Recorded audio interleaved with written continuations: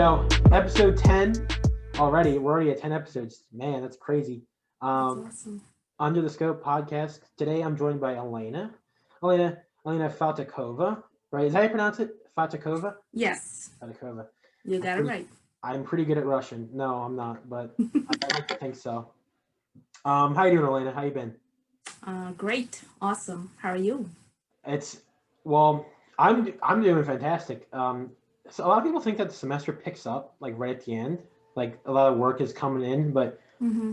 I don't know. I get like relieved because next week's Thanksgiving, and I'm not. I'm kind of like de-stressed. How you feeling? How you feeling? 3 weeks I, left. I think this semester has been the hardest so far, even though I personally don't have that many credits, but I have like full-time 12, but it feels like I'm like 20. Hmm.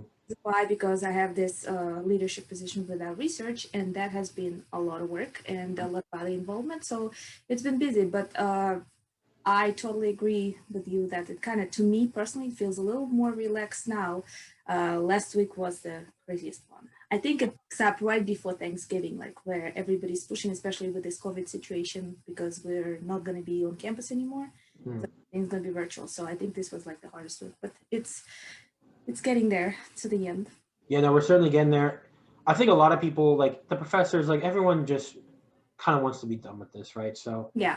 everyone's in the same boat here, and so professors, I personally believe that they're alleviating a lot of stuff. So but we'll get to Thanksgiving, and then all of a sudden it'll be Christmas, and then the New Year, and it's just like holy crap. Then we And have second then semester, so one more push, one more semester. one more push. It's crazy to think about.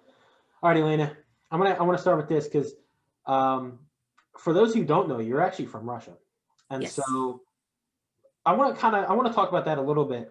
Just kind of your experiences like growing up in Russia and how it like different how it's different from over here in America. If you would like to go into that a little bit.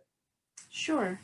So I was born in Russia and I lived in Russia till I was 21. So I don't mean to give away my age, but I lived most of my conscientious life in Russia, and then I moved here, and I went to Ulyanovsk State University in Russia. That's a state university, and I did 4 years there. And the difference between the education here and there, compared university-wise, in Russia you have to go through 5 years, and you're going to get your master's degree. There's no such thing as bachelor's. You can get the equivalency, but it's not like here. Here you 4 years, you get the bachelor's, then you work 2 years. If you are fortunate enough to join 4+1, you can get master's within a year and then further education.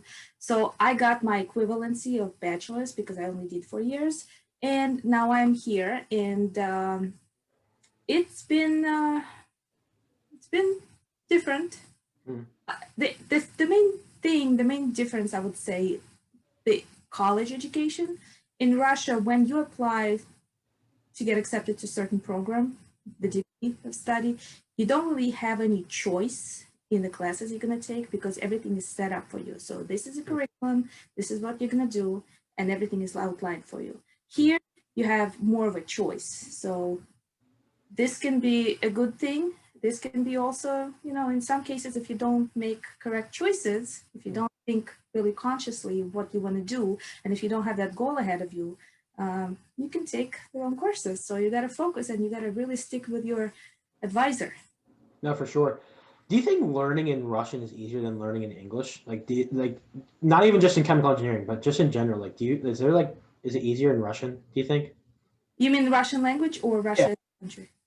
Oh, language. I'm just curious about that. well, Russian language is considered one of the most complicated languages, and I can tell you I'm a linguist myself. So my other bachelor's equivalency is in linguistics and science of teaching. So this is so I'm a Turk and a linguist, and it's I can't really say because I'm a native speaker. Mhm. Somebody who is learning it as a second language, they might find it difficult in the beginning, maybe, Yeah. but you have to get immersed in the culture and in this whole language to Mhm. be better. So this is what happened when I got here to America as well. Even though I was a linguist and I knew the grammar and I knew the English, but you go through like about a couple of weeks of this language barrier thing where your brain, it's like a sponge. You pick up all the words and all the sentences, anybody who's talking about anything to you, and then you can't really verbalize yourself. I'm talking about the first time when you go somewhere. You can't really verbalize yourself like fluently, but then it's kind of like you have a breakthrough in a couple of weeks and it comes out of you. So Well, like that, and I think, well, English is just like so much. There's so much slang. Like there's so much like contractions and slang that like you can't learn in the classroom, right? Why? Wait, real quick before we really get into this, like why is Russian like more complicated? Is the alphabet like symbols or is it like? it is a Cyrillic alphabet. It's 33 letters right now. If you talk about ages before, it was over 40 and then over like 146 at one point. So right now it's 33 letters, Cyrillic alphabet, and it's similar to Greek. We have the flexions and the way the sentences, the words in the sentence are connected together. There's flexions, there's all sorts of things to keep track of, and this is what people might find difficult because you have to keep track of everything in the sentence. Like in English, for example, the word you say is going to sound exactly the way it is in this part of the sentence, or like whichever part of the sentence you're going to use it in. It's the same writing of it. Yeah, but it's different. That's interesting. I wish I were bilingual, but you know, it is what it is, I guess. But I definitely agree though. Until you can always learn languages. Yeah, I know, but here's the thing though. I feel like you can learn a language, right? But until you're like in a country or like you speak it 24/7, you're never gonna actually pick it up. And that's just my personal opinion. You know, well, I agree with you partially. You can still immerse yourself in other ways. You can watch the movies. You can write because everything is virtual. You can join certain communities and you can kind of talk to people, native speakers. So you can do that. Yeah. Oh, that's cool. Yeah. So I want to go ahead. We'll go ahead and hop right into this then, Elena. So so credits wise, you're with me. You're a senior chemical engineering major. Yes. Do you want to take us through a little bit like why you wanted to study chemical engineering and what is it? Yeah, sure. What about chemical engineering that you enjoy so much? Well, I took a gap after doing my linguistics and science of teaching. I was here in America and I took about 12-year gap in education. And then one day I just got inspired by this little rock. I have my little rock here. You want to tell the viewers that are listening on like they're not viewing it, like what that rock is? Of course. So this rock is called Shungite, and this is a 2 billion year old rock, and they can be mined only in Russia, in one area, Lake Oniga, and they have 94 to 96, I believe, % fullerene content. And if anybody is familiar with fullerene content, this is a Buckminster fullerene. If you know what the soccer ball looks like on the outside, this is the C60 fullerenes. Yeah, so that's what I'm talking about. So the scientists in Russia, they have been studying this C60 fullerene, and they particularly studied it in terms of application to cancer and like chemotherapy that people go through.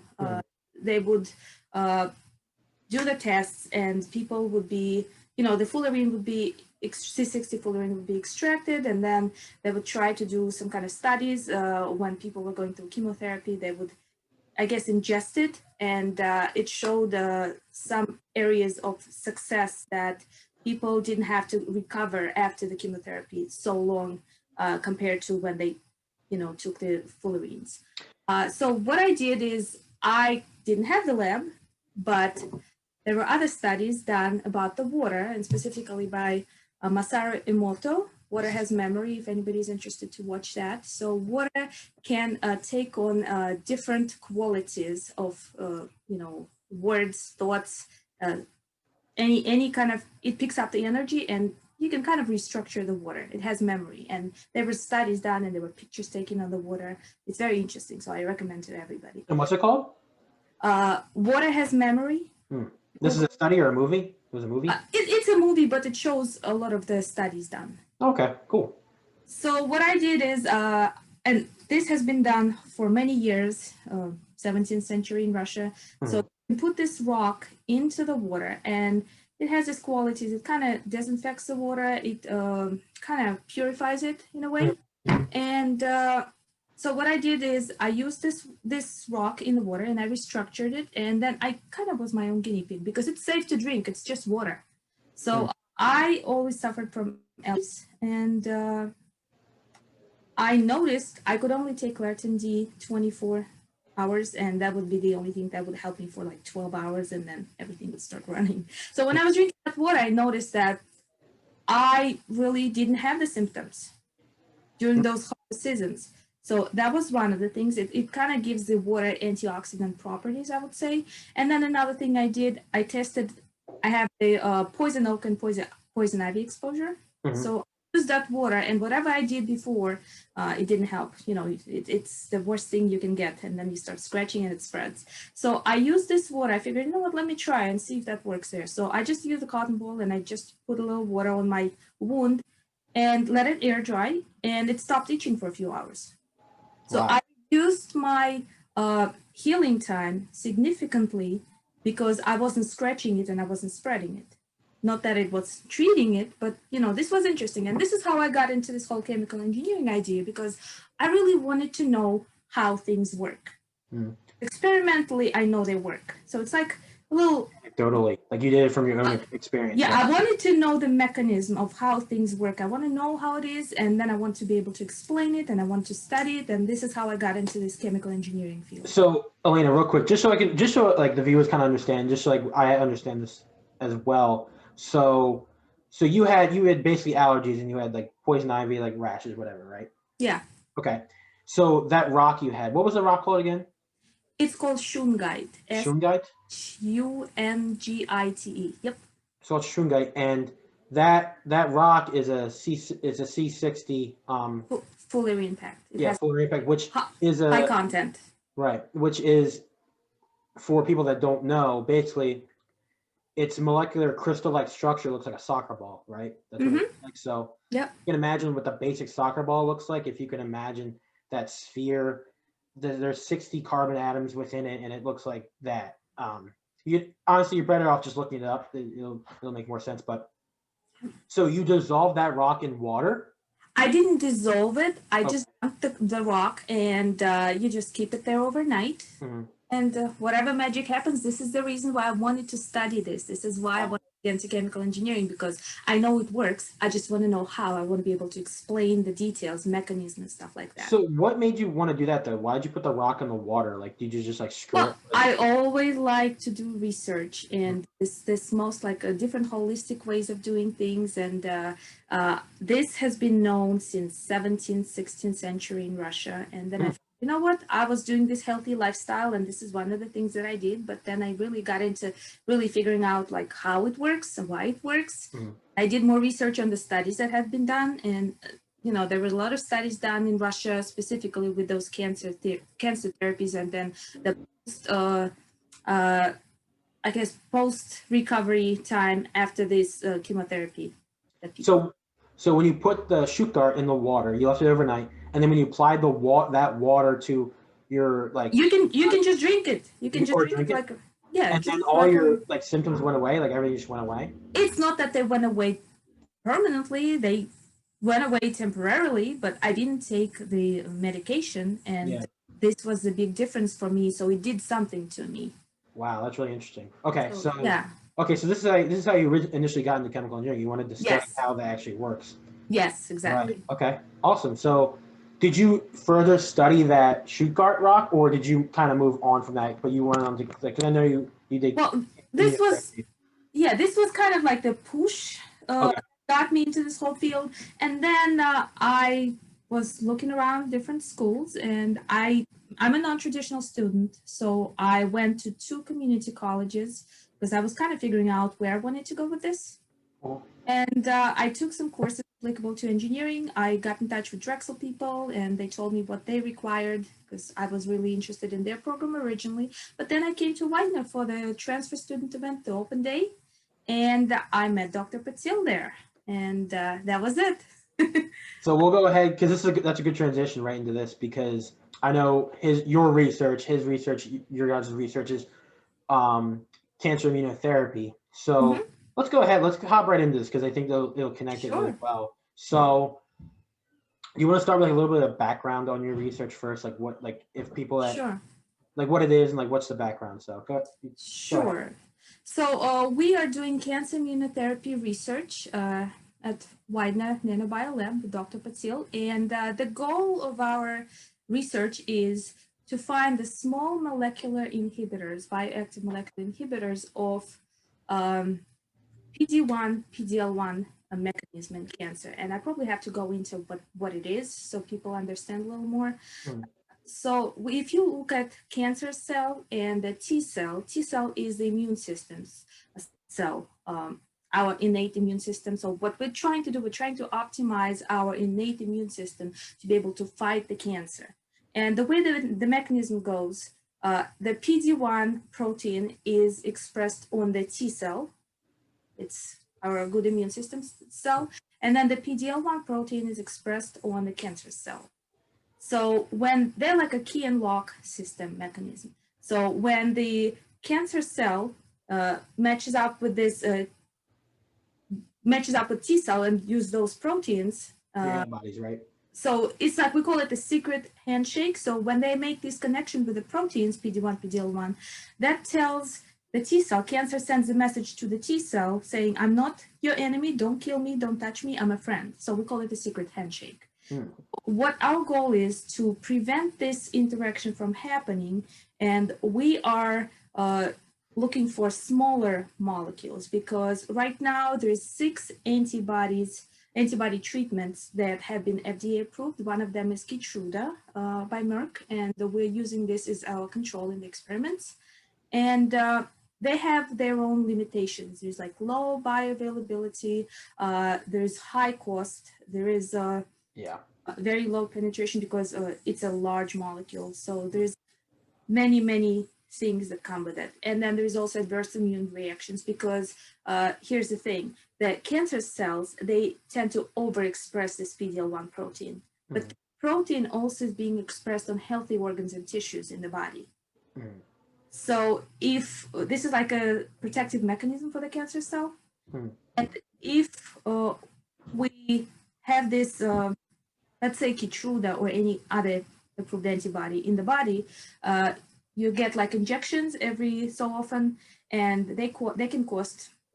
Don't hold me accountable, but we heard 60 to 80,000 per Oh, treatment. It oh, depends. crap. You have to really have a lot of money to be able to afford that, and Hmm. the insurance rarely covers things like that because they have their own ways. So Yeah, what? real quick, can I just kind of intercept you Sure. just so I understand it and the viewers Mhm. understand this, kind of what's going on here. So basically, so cancer cells they spread because your antibodies and your proteins can't signal to the rest of your body that cancer is like bad, like from the cell point of view, correct? Is that too generic? It's a little generic. There is a specific mechanism, but the principle is the same. So what they found in the study is that there were a lot of T cells coming in to this locations where there were cancer cells, but nothing was going on there. So the scientists started to study what's going on, what is going on there that prevents the T cells from attacking and killing those cancer cells. And this is Okay. what they uncovered, this mechanism that was going on. So real quick too, and now when you say cancer cells, is it any kind of cancer, like, or is it like lung cancer, brain cancer? Like, are there specific organs in the body that this, or Well, there's or is it based on the protein? That's a good question. There is different types of cancer, and they all have different mechanisms. So Okay. PDL1 mechanism is only one of the mechanisms that is being utilized, and that's what we're targeting. Okay, so this is important because so the PDL, Certain types right? of cancer. So PDL cancer is not a specific like lung, brain, liver, whatever. It's PDL, Well, right? well, it's not. I would correct you on that. This is just Okay. a mechanism. This is specific types of cancer, and we're just looking at this specific it's like a micro world of this Okay. mechanism. So Okay. we're Gotcha. focusing on this. So you were just okay. were you, so you guys were just studying it, or were you guys trying to prevent them from like locking together? Right. Actually, this is our goal. What we're trying Oh, to do, that's a good question. mm, We're trying to find the small molecules. We're trying to avoid all these limitations that the current treatments, the antibody treatments have.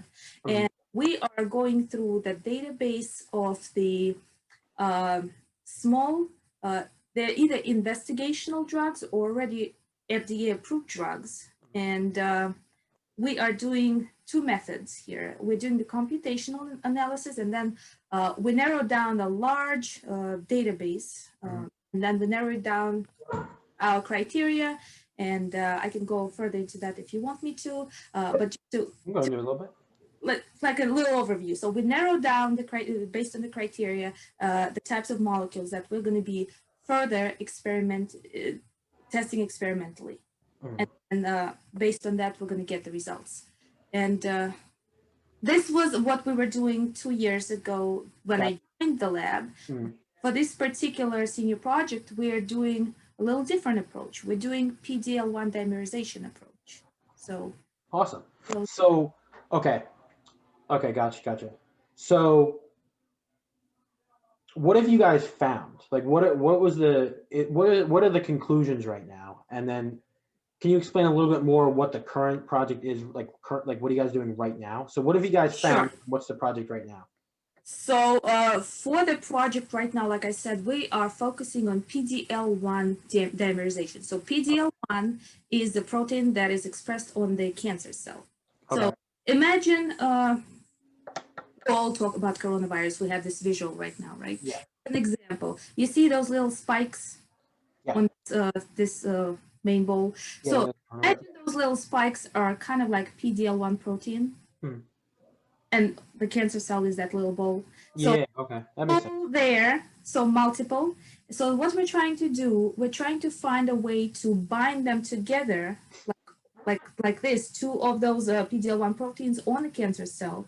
If they can be bound together and held like that, so they're not going to be available to interact to do that secret handshake with the PDL1 with a PD1 protein. Oh, okay, that So makes sense. it's a little different approach. So for this particular one, we have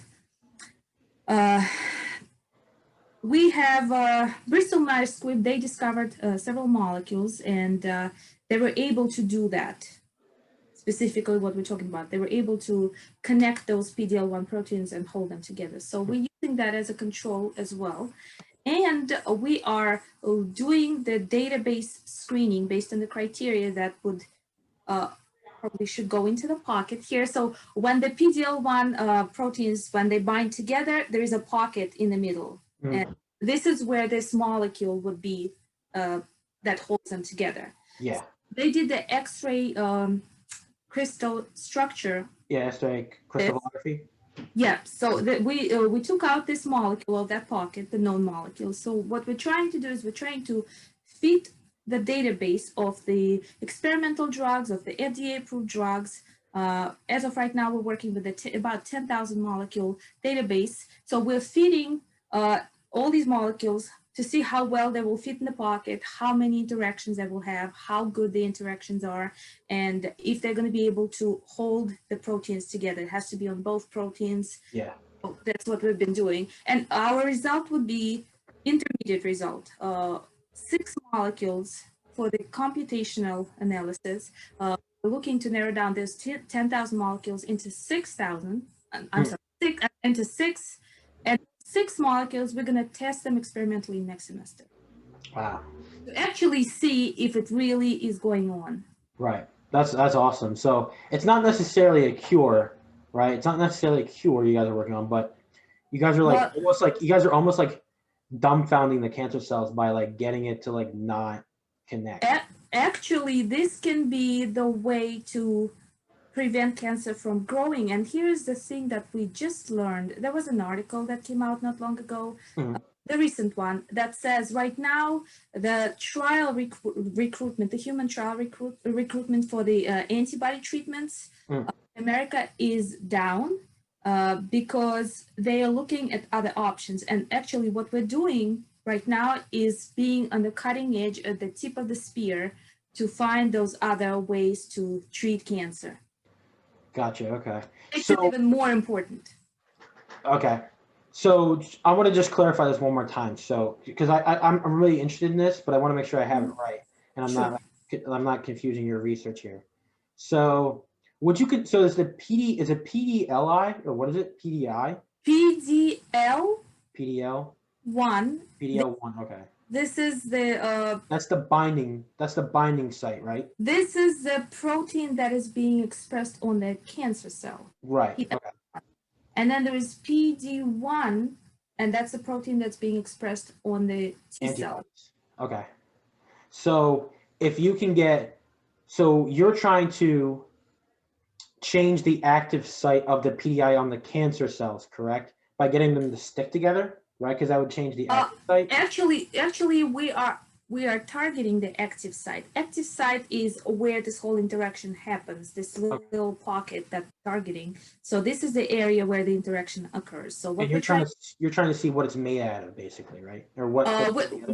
We're trying to see which molecule will be able to bind to this active site. So in the current research, the PDL1 protein, the dimerization, we're trying to find the molecule that would be able to bind to that active site on both PDL1 proteins where they bind in that little pocket. So that's the active site there.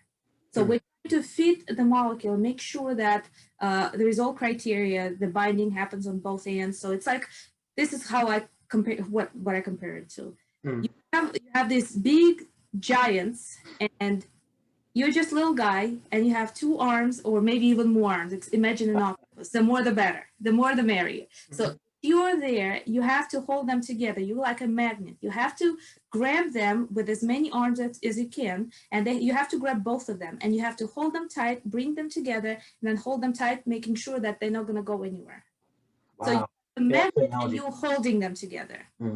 So this is what we're looking for. We're looking for those little molecules with those arms that would grab them and hold on to them. That's so cool. So it disables them from connecting to the T cell and doing the secret handshake, so the cancer would be growing. Wow, that's so cool. So, oh wow. So where do you after you graduate? Do you see yourself like continuing that research, or do you want to kind of get what do you see yourself in like a couple years from now? I love doing the research, and I'm actually in 4+1 MS accelerated program. So I will have another year to get my master's degree, and I'm doing the thesis option. So I'm certainly continuing to do that research with Dr. Patil, which is very exciting. And down the road, I would see myself working for probably some kind of pharmaceutical company, and hopefully doing the research or be connected in any capacity with cancer immunotherapy, because I personally know a lot of people. My best girlfriend, she just a couple of years had a big tumor removed from her brain, an egg-side tumor. I have a lot of relatives in my family who suffer from lung cancer, ovarian cancer, all sorts of things. So this is my passion for research and cancer immunotherapy. So I would like to connect my life with that somehow. That's incredible. What do you say to people that, how like there's a running joke that the government has a cure to cancer and no one's like, they're not sharing it? Is that true? Do you think that's true? Or like people are still, this is cutting edge stuff? I don't know. There's many things out there, and I don't really know what is true and what is not. All I can say that we focus on what we see has worked, and we're trying to make the ways better, and we're trying to get we're trying to find a way to help people, because statistically right now there is about 1,600 people dying from cancer every day. And there are over 5,000, I believe over 5,000 cases of cancer every day. And cancer is number 2 death reason in the United States. The first is the heart disease, the second is cancer, and the third is the medical malpractices. Oh wow! Okay. Believe it or not. Well, this is pretty incredible. I really hope you guys take this far. Me what, too. What do you think is what's been like the best part about your research? Like, what do you think when you look back? It's like that was super cool. Like, what do you think has been like your favorite part? I think knowing that there is a bigger goal there than just like working in the lab and doing this little project here and there. Personally, I have this feeling that we have this bigger objective to help people and save lives. And if we find this one molecule that will make the difference, it can save a lot of lives. Right. And this has been my passion to find whatever we can find that molecule, this molecule in this particular mechanism or the other one, because we're still working on the other mechanism. So it's just different ways to get to the goal. You can go around, you can go left, you can go right, you can go below, above, you can go through something to get to the objective. And this is what we're doing. And to know that higher goal, that we're trying to find the relief for people who are suffering and dying from it, this has been the most gratifying thing for me. Yeah, I mean, this is truly incredible. Like, and it's crazy to think that, this research is happening at Widener, and like a lot of people don't know you Exactly. guys are doing this. Like, that's crazy to me. So, Absolutely. This is like when we started out 2 years ago, when I just joined, we started out, Widener and Dr. Patil in his lab, they were doing it way before. So when I joined, we were doing the experimental part, and this has been a lot of work that other people, other students previously, they completed. So we're all working as a team. This is not just one person or a couple yeah, of people. Has been a continuous project with the team. It's different approaches. It's a lot of work that's put into that. And it's just incredible to know that a Widener is on this cutting edge of this whole problem, and Dr. Patil is just an incredible leader, and he's been the guide, and to be able to be under his wing and the supervision, the leadership, it's been it's luck. I'm living my dream. I would say I'm living my dream because I joined Widener because of Dr. Patil, really, that's awesome. and I wanted to work in his lab, and that's what I'm doing right now. It's amazing to me what you can accomplish when you like put yourself out there, right? I mean, you wanted to continue chemical engineering. You said, screw it, I want to go get my education, and then you did, and then, you started snooping around. All of a sudden, you end up at Widener, and now you're here. Like, am I crazy, or like it's just crazy how things work out sometimes, I think somebody up above looking out for me. Yeah, Putting absolutely. the right people in my path. So I'm very grateful for that. For sure. And so just, I mean, keep up the hard work. I mean, this is awesome. So what's been like one of your favorite Widener like moments, like your memories here? Like what's like some of your favorite moments? Well, I like the fact that it's a smaller school. Here's Hmm. the thing. When I went to the largest school in Russia, I have the experience because also I was thinking like if I go to Drexel at the very beginning stages, it's a larger school. So I experienced that over there, you're pretty much like a number. Yeah. You don't really have that one-on-one interaction. And what I love about Widener is you have smaller classes, you have one-on-one interaction, not only with your professors, but also with your student peers. And this has been very important because you can make these connections, you can relate to actual people, and be in touch, and it's like a smaller community and everybody is very helpful to each other, and we'll work together in the labs, right? Yeah, absolutely. I mean, Reaching out. yeah, I think well, yeah, I'm grateful that you're even here, like, on the podcast sharing all this information because it truly is like at least the senior chemies, like we're all pretty close together, I think. Yeah. And I don't find in other disciplines, not to say that it's not there, but I don't know. I like to think that our class is pretty strong. Like we're pretty strong together. So, and I enjoy all that my professors. that sense of the community was very, very important, and then the fact that we are involved in many things. I am the secretary of the AICHE. Yeah, That has been a good experience for me because I'm the kind of person that likes to do, I share with you, Aiden, I like to do my magic, my thing, and I don't really like the light. I like to stay in the shadow and not really the acolyte type of person. But it's good that I push myself further. For example, I got involved into ACHE, so this helped me push myself outside my comfort zone. mm. The same thing with the research. Like I have to present this stuff, so I have to really constantly push myself and grow. So that has been also very good.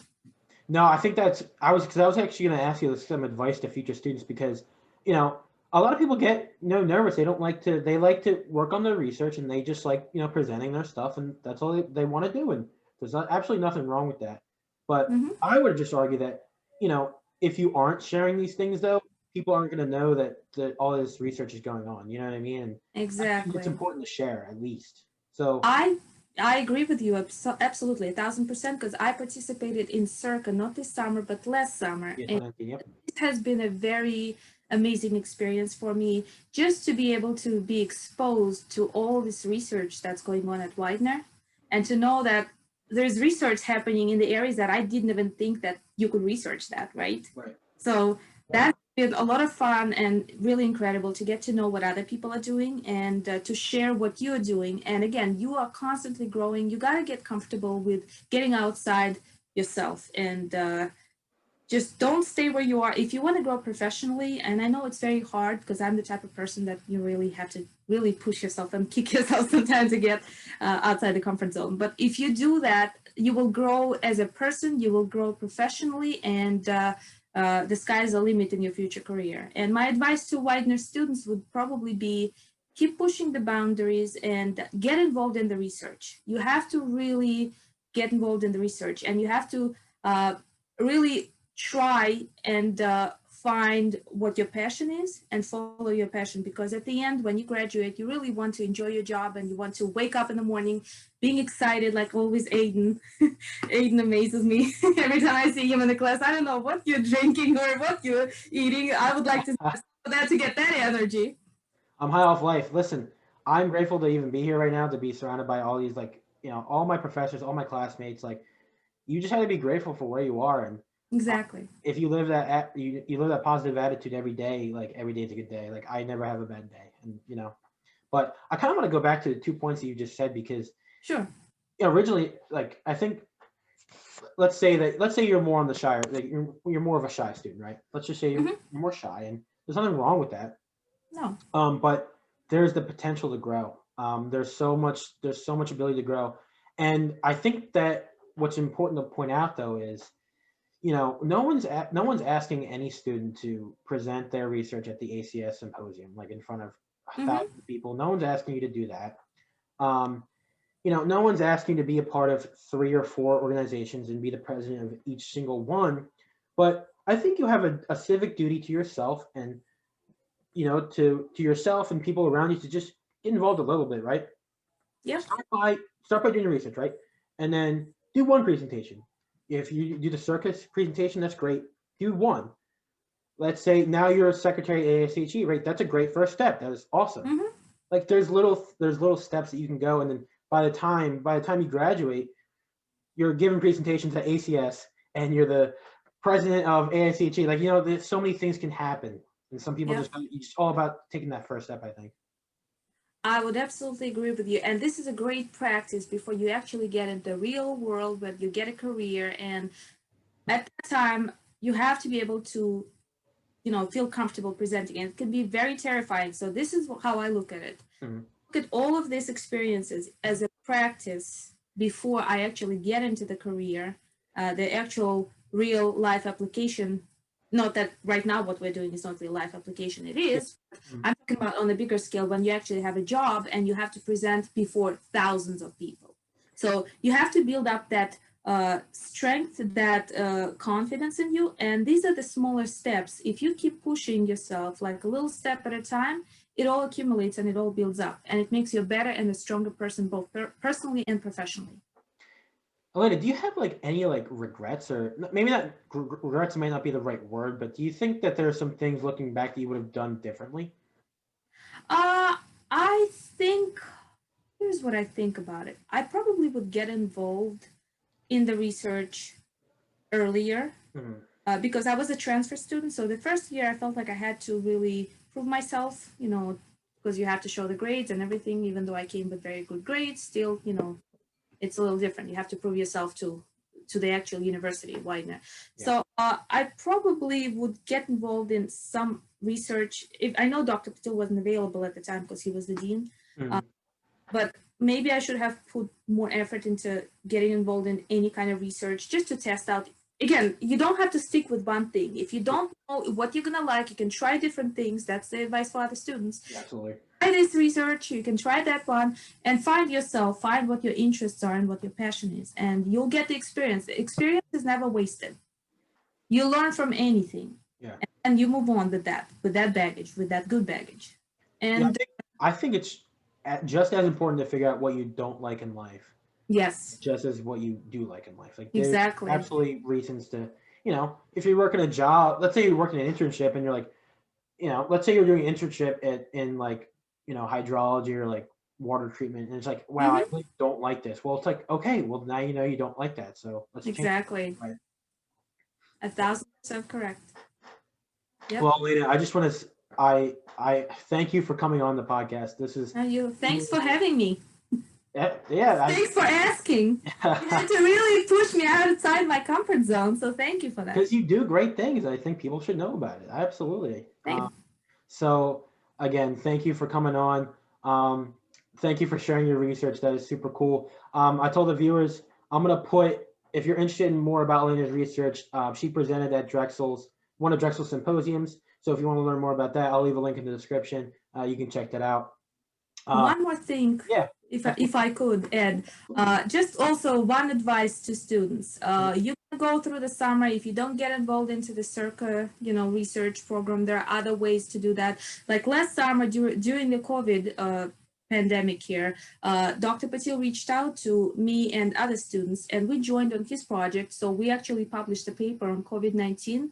And that's another thing, the research we did using similar approaches and methods, what we're doing with the cancer immunotherapy. We published a list of the drugs that are FDA approved right now that have a potential, they have to be tested further to treat COVID.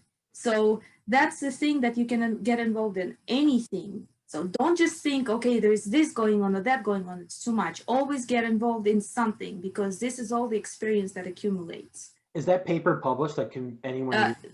Yes, I can send you the link on that. Oh, awesome. So I'll also include that YouTube video as well if you want to see Elena's and Dr. Patil's research for the coronavirus. I'll leave the paper in the description. You can go ahead and read it. But like I said, Elena, thank you so much for coming on. I was extremely enlightened, and thank you for sharing. So absolutely, you're welcome, and thanks for inviting me again. Everyone, as always, if you like the content, please like and subscribe. But until next time. When you're left in the dust, unless I stuck by you, you're a sunflower. I think your love will be too much, or you'll be left